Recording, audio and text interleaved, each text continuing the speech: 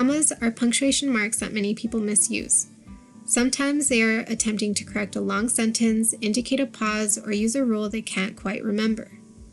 Regardless of the reason for the error, it is important to remember why commas are used in the first place. The following are a few comma rules. 1. Commas are used after introductory phrases. Introductory phrases start a sentence and usually begin with a preposition. For example, in the morning the birds chirp loudly. 2.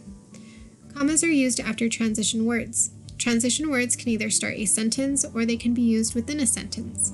For example, consequently, the shoes were ruined. Or, she walked in the mud, consequently ruining her shoes. 3. Commas are used to separate two parts of a sentence. A phrase known as a dependent clause and the complete part of the sentence known as an independent clause. The comma is used only when the dependent clause begins the sentence. For example, despite being tired, this student finished her essay. 4. Commas are used to separate information.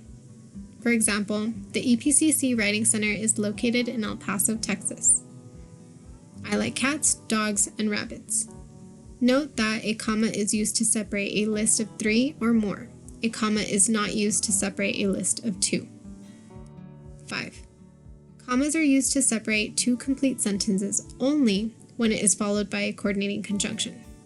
Coordinating conjunctions are for and nor, but, or, yet, so. Note that you may have learned these in the past. They are also referred to as fanboys. For example, she was happy that her English class was cancelled, but she still had to go to her other classes. This last rule can lead to the error known as a comma splice. A comma splice is when a comma is used in between two complete sentences without the coordinating conjunction. Remember that a comma can only separate two complete sentences, in other words, independent clauses, when it is followed by a coordinating conjunction.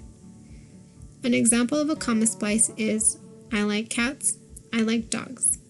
Ways of correcting this is to either insert the coordinating conjunction after the comma or replace the comma with a period or semicolon. For example, I like cats and I like dogs. Commas can be easily used in a sentence. However, there needs to be a reason or a rule that justifies its use. Online writing assistance is available via the EPCC Writing Center website. You can meet one-on-one with a tutor virtually on Blackboard Collaborate. Audible and written feedback is also available via email submission. Please visit the Writing Center website for more information and operating hours.